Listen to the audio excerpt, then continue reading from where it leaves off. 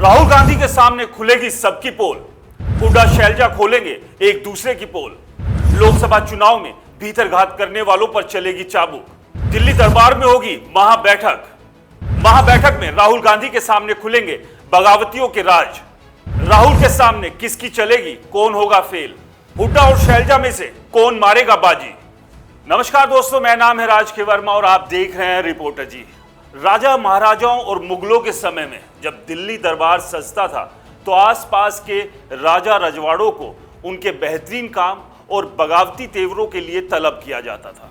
दरबार में पहुंचने वालों की एक ही कोशिश होती थी कि अपने विरोधियों को अजीम शान शहंशाह से तगड़ी वाली फटकार कैसे लगवाई जाए। ये इतिहास से जुड़ी कहानी हम आपको इसलिए बता रहे हैं क्योंकि राजा महाराजा और मुगल तो नहीं रहे, लेकिन दिल्ली दरबार की ऐतिहासिक परंपरा अभी भी कायम है।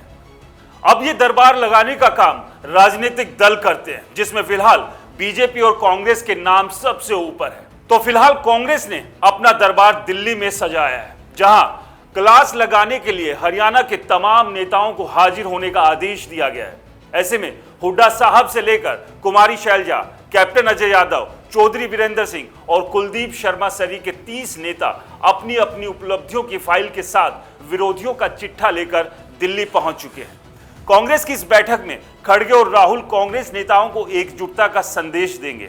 बैठक का फोकस पार्टी में गुटबाजी को दूर करना होगा। इसमें सबकी नजर भूपेंद्र सिंह हुड्डा और कुमारी शैलजा पर है। इससे पहले कांग्रेस के प्रदेश प्रभारी दीपक बावरिया ने हरियाणा के लोकसभा प्रत्याशियों के साथ चर्चा की। इस चर्चा में लोकसभा चुनाव को लेकर फीडबैक दिया गया। इस फीडबैक में सबसे ज्यादा नेगेटिव रिपोर्टिंग भिवानी, महेंद्रगढ़, करनाल और हिसार को लेकर थी। भले ही हिसार में कांग्रेस प्रत्याशी जीत गए हों, लेकिन भीतरघात पर कांग्रेस सख्त फैसला ले सकती है।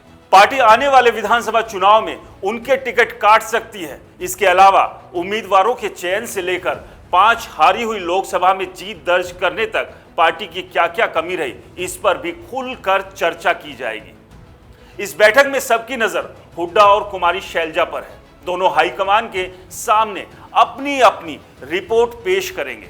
कुमारी शैलजा भूपेंद्र सिंह हुड्डा खेमे पर कमजोर प्रत्याशी उतारने, लोकसभा चुनाव की रणनीति में उनकी अनदेखी करने, प्रदेश प्रभारी और प्रदेश अध्यक्ष पर पक्षपात करने और आने वाले विधानसभा चुनाव में मजबूत उम्मीदवारों के चयन प्रक्रिया में उन्हें शामिल करने जैसी बातों को सामने रख सकती है।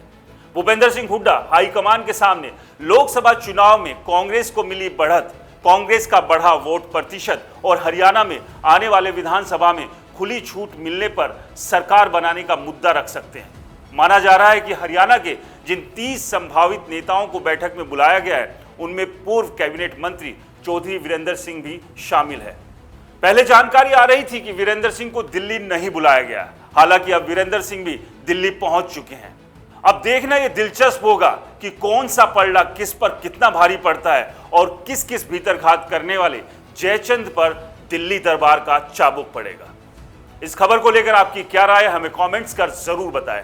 हरियाणा की राजनीति से जुड़ी हुई इसी तरह की और भी तमाम खबरों को देखने के लिए रिपोर्टर जी चैनल को सब्सक्राइब करना ना भूलें। राम राम।